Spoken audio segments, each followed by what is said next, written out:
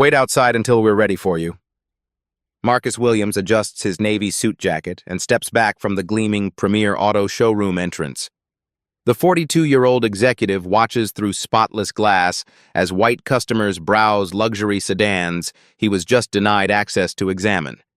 Sales manager Rick Hansen laughs with his team inside, pointing toward the sidewalk. Some people just don't know their place, you know? Marcus pulls out his phone with practiced calm. He dials a number he's memorized but hoped never to use. 2 words escape his lips. It's time. What would you do if this happened to you? Drop your location below. Little did Hansen know that phone call would destroy everything he'd built. 3 hours earlier, Marcus reviews quarterly reports in his downtown office. His assistant confirms his 2 p.m. appointment at Premier Auto, a routine inspection he's planned for months. The leather briefcase beside his desk contains documents that could reshape the entire dealership network. Premier Auto gleams under afternoon sunlight. Rick Hansen built this empire over 15 years, climbing from junior salesman to regional manager. His hand-picked team moves with practiced efficiency. Tommy closes deals with cocky confidence, Sarah handles financing with surgical precision, and Jimmy maintains order as head of security. Marcus parks his modest Honda Civic among rows of luxury vehicles. He observes the dealership's layout through tinted windows, noting camera positions, staff interactions, customer flow patterns. Everything appears professional from the outside. Inside, Hansen spots the unfamiliar figure through the window. "Great, another tire kicker," he mutters to Tommy, who snickers in response. Probably can't even afford the keychains hanging in accessories. Marcus enters with quiet dignity. His movements are deliberate, purposeful. He approaches an $85,000 sedan, examining interior features with the practiced eye of someone who understands automotive excellence. His expensive notebook emerges as he records observations. Hansen watches from across the showroom, suspicion building. "Something's off about this guy," he whispers to Sarah. "Watch how he's taking notes, probably planning to waste our time with fake interest." When Marcus examines the vehicle's technology package, Hansen assumes it's performative. "He's putting on a show," Tommy agrees, "trying to look important for the other customers." Marcus approaches the service desk with professional composure. "I'd like to speak with management about potential business opportunities." His tone carries authority that Hansen immediately dismisses as arrogance. Hansen's assumptions were about to cost him everything. Marcus extends his hand professionally. "I'm Marcus Williams. I'd like to discuss potential business with management regarding investment opportunities and operational improvements." Hansen's arms cross defensively, his expression hardening. "What kind of business? We're pretty busy here with actual customers." "I'm interested in your dealership's performance metrics, customer satisfaction rates, and operational efficiency standards." Marcus maintains steady eye contact, his voice measured and clear. Hansen interprets the knowledge as a threat. "Look, we're not interested in whatever you're pitching. Our operations run just fine without outside interference." Marcus reaches into his briefcase, producing a business card. "I'm not selling anything. I work in the automotive industry and would appreciate scheduling a proper meeting to discuss." "We don't take meetings with random people off the street." Hansen slides the card back without reading it. His dismissive gesture draws attention from nearby customers. The microaggressions begin cascading. "Maybe try the Toyota dealership down the street," Hansen suggests with condescending tone. "They might be more your speed." Marcus pockets his card calmly. "I see. Perhaps we should involve your district manager in this conversation." Hansen's face reddens. "Are you threatening me? I've been running this place for 15 years and I know how to spot trouble when it walks through my door." "I'm asking professionally. May I speak with whoever has decision-making authority here?" Marcus's patience remains unshakable despite the escalating hostility. "I am the authority here," Hansen's voice rises, carrying across the showroom. "And I'm telling you to leave before I call security." Tommy and Sarah exchange uncomfortable glances. They witnessed the entire interaction. Marcus approached respectfully, made reasonable requests, and maintained professionalism throughout Hansen's increasingly aggressive responses. Marcus gives Hansen one final opportunity. "Sir, I simply want to discuss business matters with management. There's no need for hostility." "Hostility?" Hansen laughs bitterly. "You come in here acting like you own the place, making demands, and I'm being hostile? Jimmy!" Marcus's calm demeanor hit a storm that was about to break. Hansen's voice thunders across the showroom floor. "Jimmy, we need you over here now!" Every customer turns toward the commotion, their conversations halting mid-sentence. Jimmy approaches reluctantly, sensing the tension. Marcus clearly poses no physical threat. His posture remains relaxed, his briefcase closed, his hands visible. "What's the problem, Rick?" "This guy's been harassing customers and refuses to leave when asked politely." Hansen fabricates urgency with practiced ease, though Marcus never approached a single customer. Sarah shifts uncomfortably behind the finance desk. She witnessed every moment. Hansen was never polite, and Marcus spoke only to staff members requesting a business meeting. Marcus addresses Jimmy directly, his voice steady. "I came here for a legitimate business discussion. I've maintained complete professionalism throughout this interaction." "I don't care what you think you're here for," Hansen interrupts sharply. "You're making our customers uncomfortable with your aggressive behavior." Hansen gestures toward an elderly white couple browsing a nearby SUV. "See? They're clearly disturbed by this disruption." The couple appears confused by Hansen's behavior, not Marcus's presence. "Jimmy, escort him out immediately. Make sure he understands he's not welcome back unless he's ready to buy something he can actually afford." Jimmy hesitates, his conscience warring with employment necessity. Marcus poses no threat, carries himself like a businessman, and hasn't raised his voice once. But Hansen signs his paychecks, and security jobs are scarce. "Sir, I'm going to have to ask you to leave," Jimmy says apologetically, his embarrassment evident. Marcus nods with dignity. "I understand you're following orders." He closes his briefcase methodically, straightens his tie, and maintains his composure. The walk to the exit stretches eternally. Every customer, every employee watches as Marcus endures the perp walk typically reserved for shoplifters and troublemakers. Their stares burn with curiosity and judgment. Hansen's voice follows him to the door. "And don't come back unless you're ready to buy something you can actually afford." Outside on the sidewalk, Marcus stands motionless. Through the glass, he watches normal business resume, white customers browsing freely in the same showroom where he was just expelled for requesting a meeting. Sarah approaches Hansen quietly. "Rick, that seemed excessive. He wasn't doing anything wrong." "That's exactly how these people operate," Hansen snaps. "They act all professional, then cause problems." But Marcus's silence wasn't surrender. It was the calm before the storm. Marcus stands motionless on the concrete sidewalk, his mind shifting from shock to strategic calculation. 15 years of executive experience taught him that emotion clouds judgment, and judgment determines outcomes. Through the dealership's floor-to-ceiling windows, Hansen celebrates his perceived victory with animated gestures. His team nods along, though Sarah's body language suggests discomfort with what just transpired. Marcus makes a silent promise to himself. "This ends today, not just for me, but for everyone who'll walk through those doors after me." He retrieves his phone and opens the Notes application. His fingers move methodically across the screen, documenting every detail: arrival time, specific quotes, witness names, security camera locations. Evidence must be precise, unassailable. The phone's camera captures the dealership exterior, the staff celebration visible through glass, and the prominent Equal Opportunity Employer placard mounted beside the entrance. Irony has never felt so bitter. Marcus dials a number embedded in his memory. "Legal Department? This is Marcus Williams.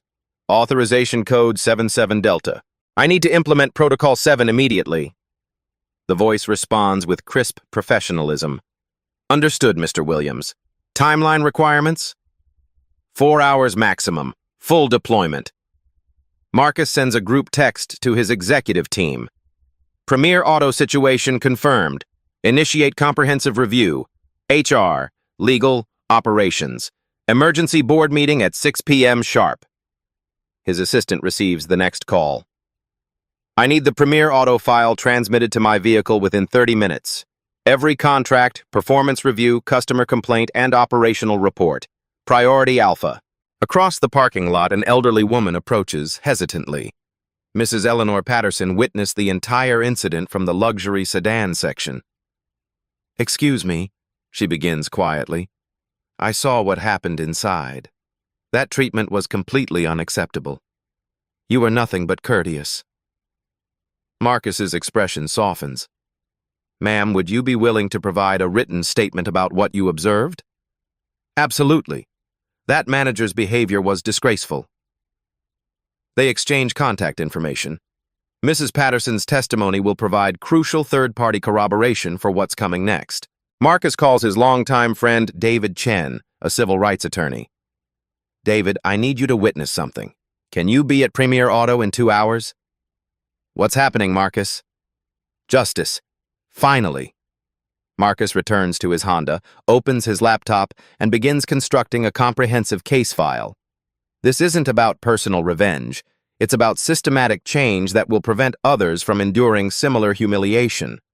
He reviews Automotive Excellence Group's organizational chart, dealer network agreements, and diversity policies with their explicit zero-tolerance language regarding discrimination. Marcus changes into a fresh shirt, practices controlled breathing exercises, and prepares for the most consequential 2 hours of his professional career.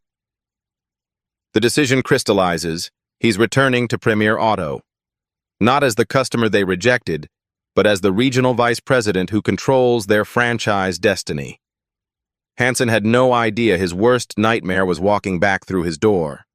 Marcus returns to Premier Auto flanked by his legal team. David Chen carries a professional recording device, while Janet Morrison from corporate HR holds an official investigation tablet. Their presence transforms the afternoon's dynamic completely. Jimmy spots the approaching trio through the showroom window. Rick, that guy's coming back, and he's brought people with him.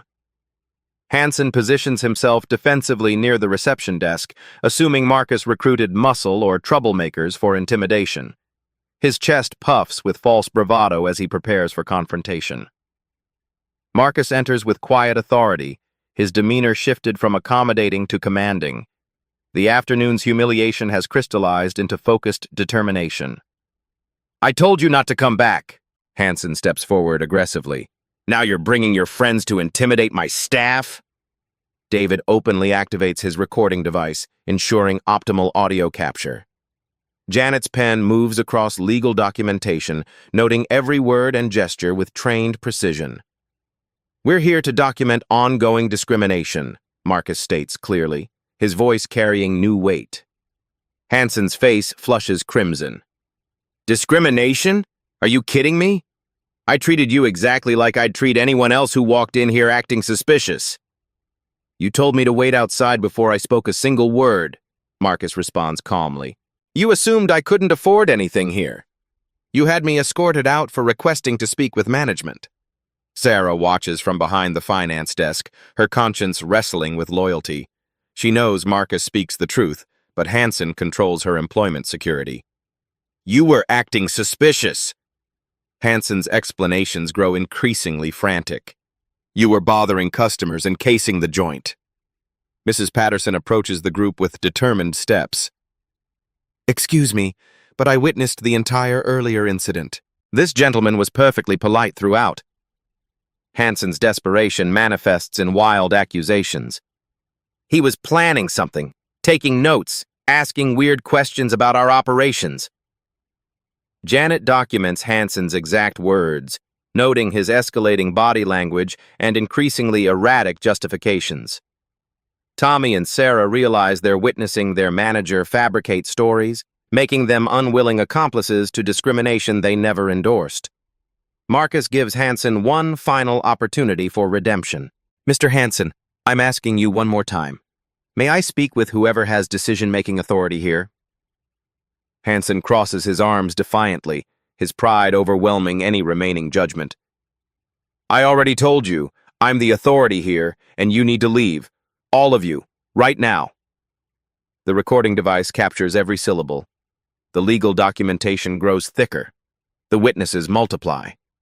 Hansen's defiance was about to cost him everything he'd worked for. Marcus's voice maintains its calm authority while carrying unmistakable weight. Mr. Hansen, I need you to understand something. You don't have the authority to remove me from these premises. Hansen laughs with incredulous disbelief. Are you insane? This is my dealership. I absolutely have the authority to remove anyone I want. David steps forward, his legal training evident in his measured approach. Actually, Mr. Hansen, you might want to reconsider your position. Are you familiar with your franchise agreement section 12 regarding customer discrimination? I don't need some lawyer telling me how to run my business, Hansen waves dismissively. Jimmy, call the police. These people are trespassing. Jimmy looks between Marcus's professional composure and Hansen's escalating panic. The disconnect between threat level and response doesn't compute in his security training. Marcus opens his briefcase deliberately, retrieving a manila folder containing official documents. Mr. Hansen, I believe there's been a fundamental misunderstanding about who you're dealing with. The folder's contents reveal corporate letterhead, performance evaluations, and official franchise documentation. Sarah recognizes the parent company logo from their employee breakroom materials. Hansen notices the official-looking papers but refuses to back down. I don't care what fake documents you've printed. You're still trespassing on my property. Marcus addresses the gathering crowd of customers with professional calm. Ladies and gentlemen, I apologize for this disruption. You're witnessing workplace discrimination in real time. Customers begin retrieving their phones, recording the unfolding confrontation from multiple angles. Hansen realizes he's being documented, but doubles down on his aggressive stance. Tommy whispers urgently to Sarah, "This is getting completely out of hand." That guy's been nothing but professional this entire time. Marcus provides Hansen with one final opportunity for de-escalation. I'm going to count to 10. If you refuse professional discussion, we'll handle this through official corporate channels. Hansen mockingly counts along, his voice dripping with sarcasm. 1, 2, 3. I don't care if you count to 1,000,000. Marcus reaches 10, nods to David and Janet with practiced professionalism. Please document that Mr. Hansen refused multiple opportunities for professional resolution. I don't care who you think you are, Hansen shouts, his voice carrying across the showroom. You're not welcome here, and nothing you say will change that. Hansen had just sealed his fate with his own words. Hansen, sensing his authority dissolving under recording phones and growing scrutiny, makes his fatal error.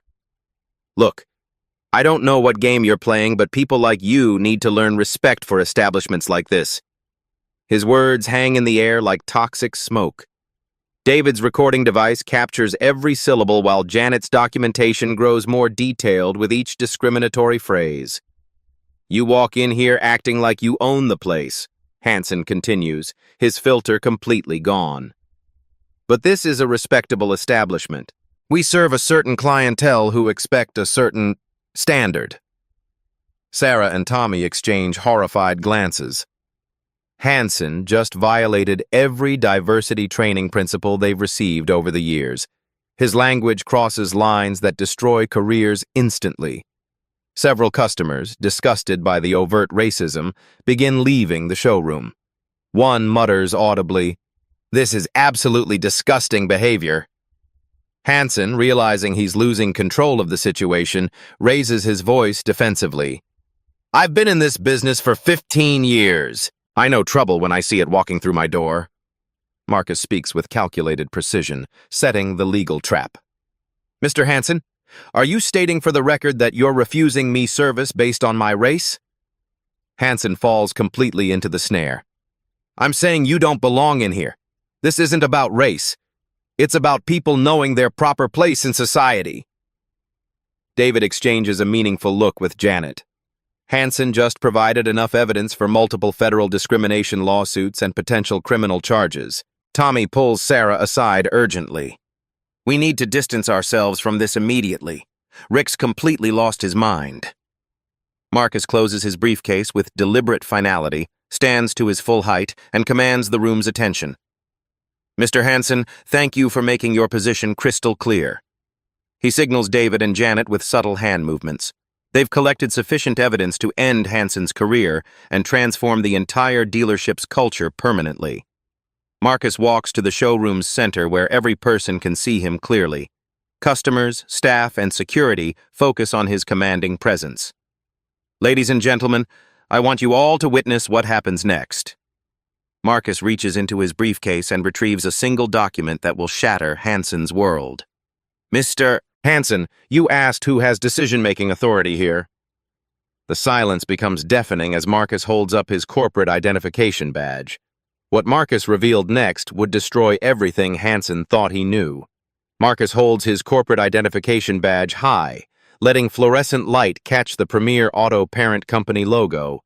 His title reads clearly, Regional Vice President, Dealer Operations, Automotive Excellence Group. Sarah sees the badge first. Her hand flies to cover her mouth as recognition dawns. She's witnessed her manager discriminate against their corporate overseer. Mr. Hansen, Marcus's voice carries absolute authority now. I'm Marcus Williams, Regional Vice President for Automotive Excellence Group. I oversee 47 dealerships in this region, including this location. Hansen's face drains of all color. Jimmy drops his security radio. Tommy stares in complete disbelief at the corporate hierarchy being revealed. Marcus continues with devastating calm. For 6 months, we've received discrimination complaints about this location. Today's visit was part of our official investigation. The revelation hits like a physical blow. Marcus explains the morning's setup. I arrived as a regular customer to observe your natural behavior patterns. You exceeded our worst expectations. Hansen stumbles backward, grasping the reception desk for support. 15 years of career advancement disintegrate in real time before his eyes.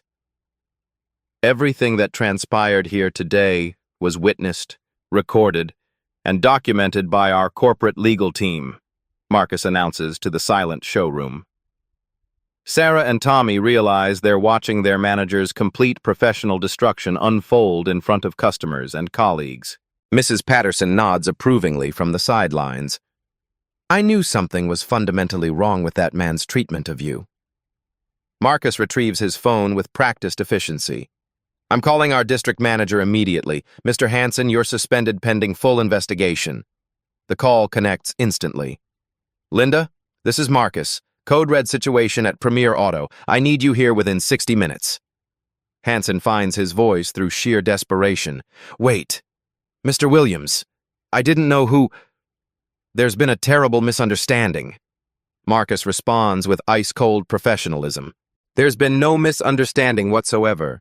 You discriminated against me because of my race. You made assumptions about my financial capacity.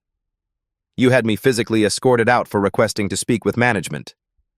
He systematically lists Hansen's violations: racial profiling, discriminatory service delivery, hostile environment creation, corporate diversity policy violations, and fabricating stories to justify your actions. David steps forward with legal authority. Mr. Hansen, you're also facing potential federal civil rights violations and criminal charges for unlawful detention. Marcus addresses his remaining staff with compassion.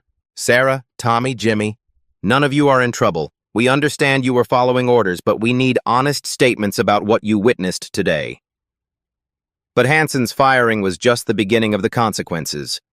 Within 2 hours, Premier Auto's parking lot transforms into a corporate war zone. Linda Martinez, district manager, arrives with an executive convoy, HR specialists, legal advisors, and crisis management experts descending like a tactical response team. Marcus briefs the corporate team with military precision. We have video evidence, witness statements, and documented discrimination patterns. This isn't isolated, it's systematic institutional failure. Corporate attorney Jessica Chen reviews the evidence with growing alarm. Marcus, this is legally airtight. We're facing potential federal lawsuits, civil rights violations, and catastrophic PR damage. CFO Robert Kim runs preliminary financial projections on his tablet. If this goes viral, we're looking at boycotts, franchise license reviews, and settlement costs potentially reaching 8 figures. PR Director Amanda Foster begins immediate damage control protocols. The recordings are already spreading across social media platforms. We need to control this narrative before it explodes nationwide. Marcus personally addresses every customer who witnessed the discrimination. On behalf of Automotive Excellence Group, I offer our sincere apologies for the unprofessional treatment you experienced today. Mrs. Patterson provides detailed written testimony. I've never witnessed such blatant workplace discrimination. That young man maintained perfect composure while being treated deplorably. HR conducts systematic interviews with each employee to understand the toxic culture's full scope and identify other potential victims. Sarah's testimony proves devastating. Rick made discriminatory comments about customers' race and economic status regularly. We were all uncomfortable but afraid to report him. Tommy confesses his complicity. Hansen encouraged us to pre-qualify customers based on appearance. He called it efficient sales strategy, but we knew it was wrong. Security guard Jimmy reveals institutional discrimination. I was told to watch certain customers more closely. The instructions were never written down, but the racial targeting was obvious. The investigation uncovers years of hidden discriminatory practices disguised as business efficiency and customer profiling protocols. Marcus convenes an emergency executive meeting. We need comprehensive audits of every dealership in our network.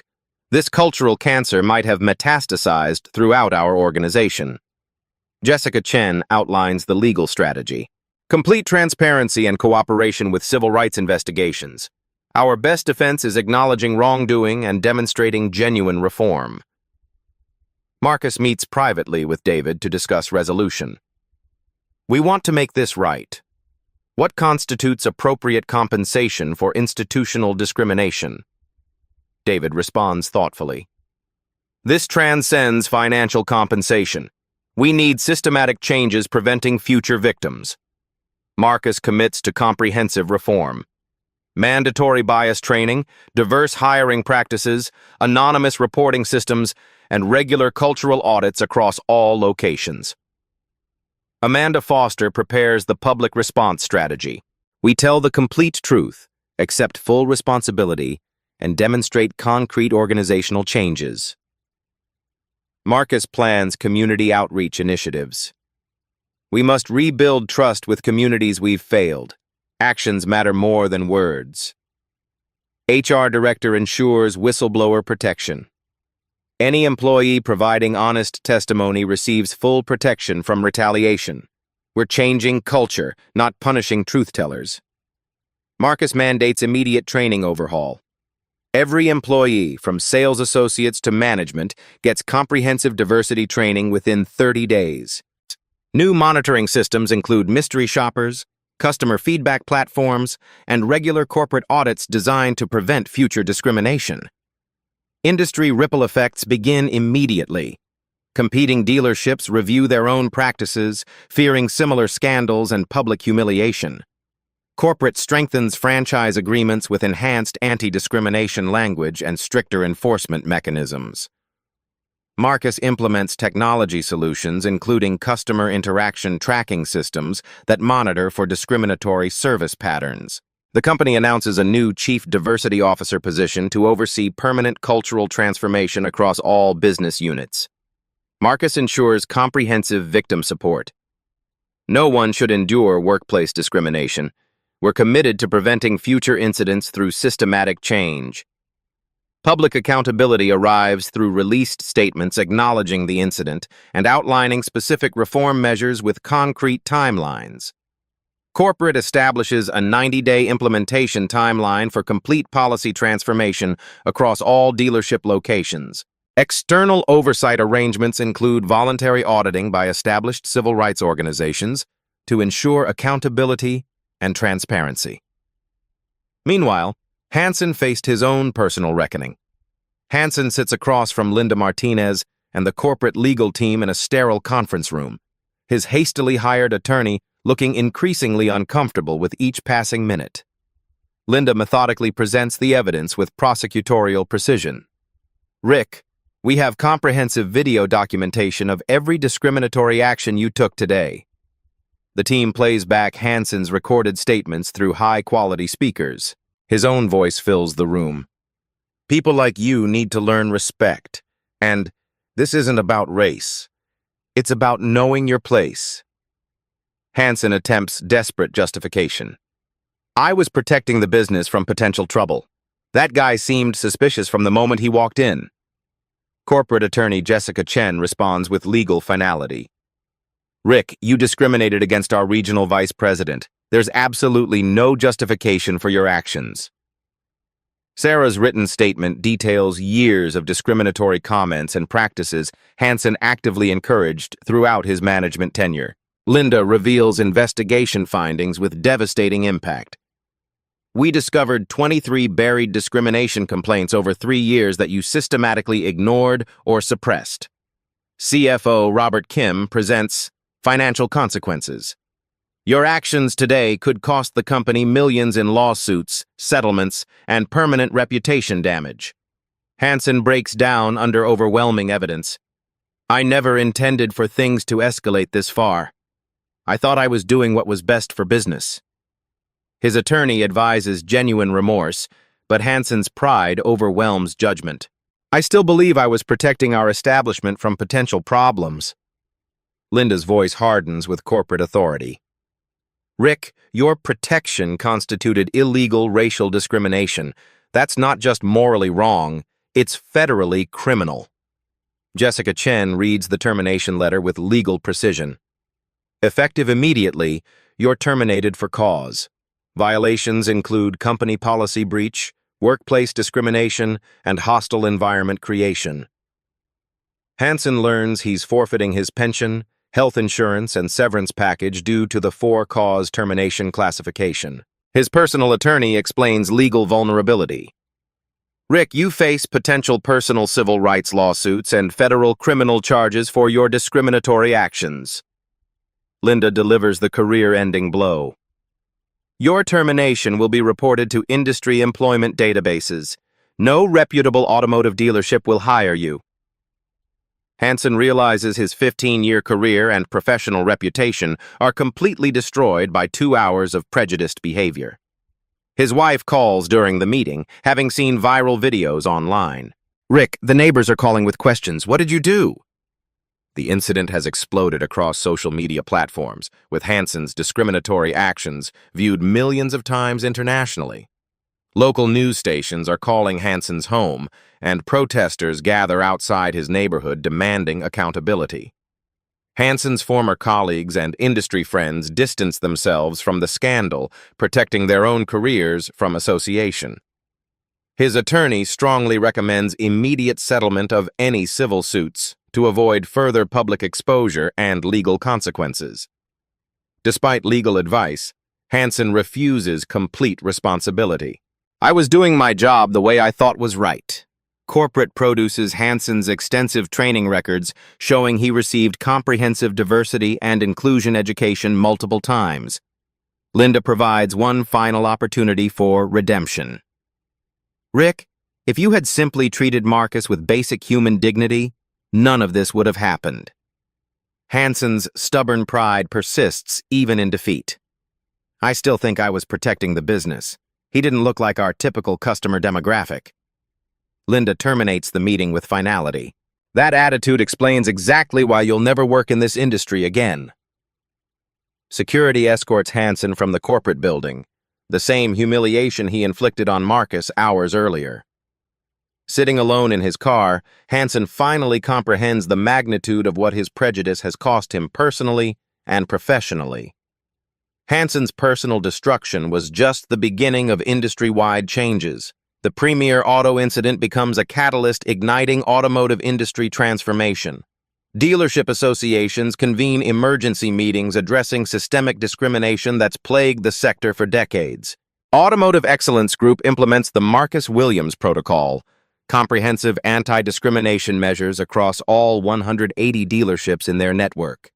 The company invests $2.3 million in revolutionary bias training, hiring renowned diversity consultants to completely overhaul employee education programs. New policies require documented justification for any customer service differences and mandatory intervention training for management personnel at every level. Corporate establishes a diverse mystery shopper program, testing customer service equality at all locations monthly, with results directly impacting management evaluations. Anonymous reporting hotlines connect directly to corporate HR, bypassing local management structures that previously suppressed discrimination complaints. Competitor dealership chains, terrified of similar scandals, proactively implement their own comprehensive anti-discrimination measures and employee training programs. The incident becomes required case study material in business schools and legal training programs nationwide, teaching future professionals about institutional bias. Major news outlets feature the story extensively, sparking national conversations about retail discrimination across multiple industries beyond automotive. Premier Auto hosts monthly community forums, allowing affected customers to share experiences and suggest improvements for cultural transformation. The company commits to diversifying management teams with specific numerical targets for minority representation in leadership positions. Beyond internal changes, the company expands vendor diversity programs supporting minority-owned businesses throughout their supply chain network. A diverse customer advisory board provides ongoing feedback on service quality and cultural sensitivity across all dealership locations. AI-powered systems monitor customer interactions for discriminatory patterns, automatically flagging potential issues for immediate corporate review. The National Automobile Dealers Association updates ethics guidelines, specifically referencing the Premier Auto case as unacceptable industry behavior. State lawmakers introduce legislation requiring mandatory anti-discrimination training for all retail automotive employees as licensing requirements. Universities begin studying the incident as an example of how corporate cultures perpetuate and enable systemic bias. The story inspires other industries to examine their own practices for hidden discriminatory behaviors affecting customer service. Marcus becomes a sought-after speaker on corporate diversity, sharing lessons learned from the transformation throughout business communities. Marcus establishes a mentorship program connecting minority business students with automotive industry leaders for career development. The incident contributes to broader cultural conversations about unconscious bias in customer service across retail industries. The company publishes quarterly diversity reports tracking progress in customer satisfaction across demographic groups with complete transparency. International automotive companies review their own diversity practices after the story resonates globally across business communities.